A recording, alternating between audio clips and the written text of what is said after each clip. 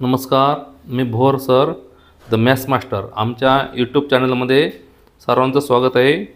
तर आज आपण स्टार एक्झाम्पलच्या मालिकेमध्ये म्हणजे जे स्टार एक्झाम्पल आहेत अवघड आणि महत्त्वाची जे पुस्तकातल्या गणितामध्ये त्यांनी स्टार केला असतो अशा प्रकारे, तर ते एक्झाम्पल तुम्ही पाहिजे असतील. तर आज आपण घेत आहोत संकीर्ण प्रश्नसंग्रह 2 मधील गणित नंबर 13, पान नंबर 54. 13 नंबरचं गणित आहे, त्याला त्याने आपल्या स्टार करून दिलेला आहे. आणि ते एक्झाम्पल आहे पहा, रंजनाला वाढदिवसानिमित्त 540 संत्री काही विद्यार्थ्यांना समान वाटायचे आहेत. पहा गणित कसं आहे, रंजनाला वाढदिवसानिमित्त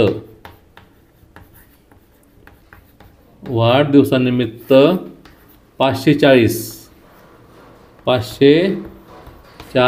संत्री 540 संत्री काही विद्यार्थ्यांना समान वाटायचे आहेत. काही विद्यार्थ्यांना समान वाटायचे आहेत. समान वाटायची आहेत. समान वाटायचे आहेत. जर 30 विद्यार्थी जास्त असते, जर 30 विद्यार्थी जास्त असते तर प्रत्येकाला 3 संत्री कमी मिळाली असती. प्रत्येकाला 3 संत्री कमी मिळाली असती. कमी मिळाली असती तर विद्यार्थ्यांची संख्या काढा. विद्यार्थ्यांची संख्या काढा असा प्रश्न आहे. पाहता नीट काढा. पहा गणित कसं आहे, रंजनाला वाढदिवसानिमित्त 540 संत्री काही विद्यार्थ्यांना समान वाटायचे आहेत. यातला महत्त्वाचा शब्द कोणता आहे? समान. म्हणजे प्रत्येकाला समान, म्हणजे 3 3 4 4 5 5 असं काय येतील तेवढे. जर 30 विद्यार्थी जास्त असते तर प्रत्येकाला 3 संत्री कमी मिळाली असती. सरळ आहे ना, की विद्यार्थी वाढले म्हणजे प्रत्येकाच्या वाट्याला येणारी संत्री ही कमी येणार. मग आपण असं करायचं, काय करायचं की विद्यार्थी संख्या x मानू. विद्यार्थी संख्या x मानू. किती मानायची विद्यार्थी संख्या? x. व प्रत्येकाच्या वाट्याला येणाऱ्या संत्र्यांची संख्या y मानू.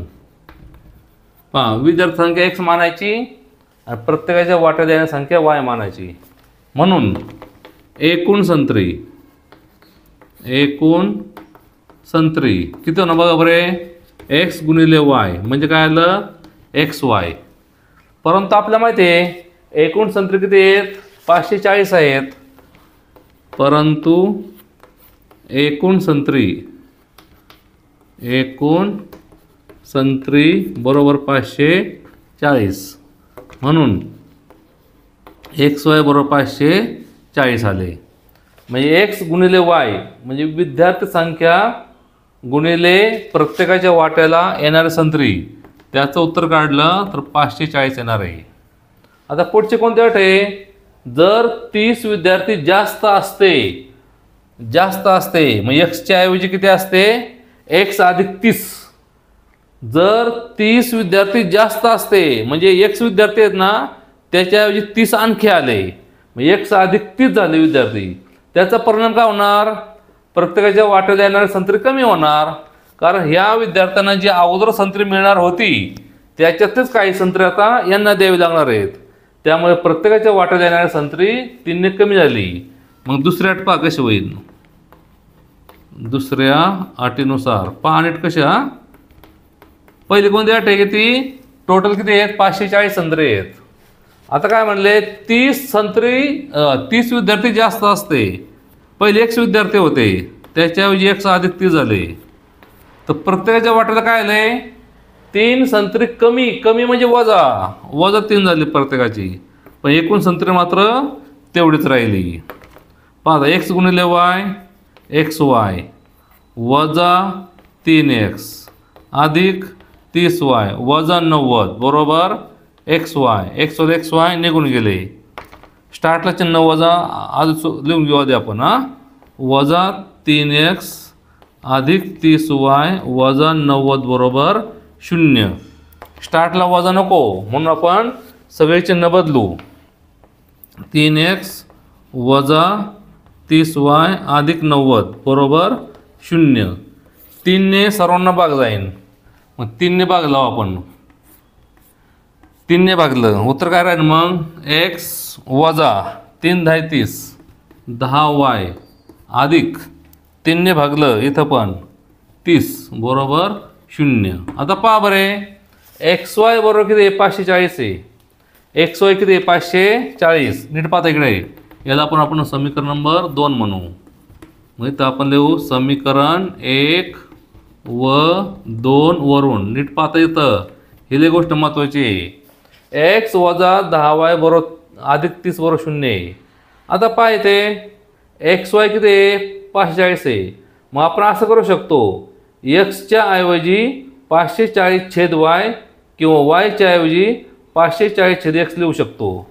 म्हणजे y म्हणजे काय लिहू शकतो 540/x किंवा x म्हणजे काय लिहू शकतो 540/y. आपण x ठेवूया y घालू, मग x हायतच ठेवला वजा 10 कंसात y म्हणजे कोण 540/x 540/x अधिक 30 बरोबर काय आलं 0 आलं.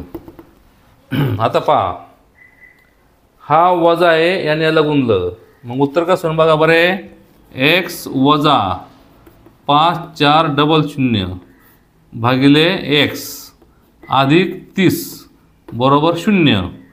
आपल्याला खालचा हा x नको आहे, मग आपण काय करू प्रत्येकाला x ने गुणू, प्रत्येकाला x ने. मग काय राहिलं x वर्ग, येथे x ने गुणलं म्हणजे x ने गुण जाईन 5400 अधिक येथे पण काय केलं आपण x ने गुणलं तर काय होईल मग 30x होईल बरोबर 0.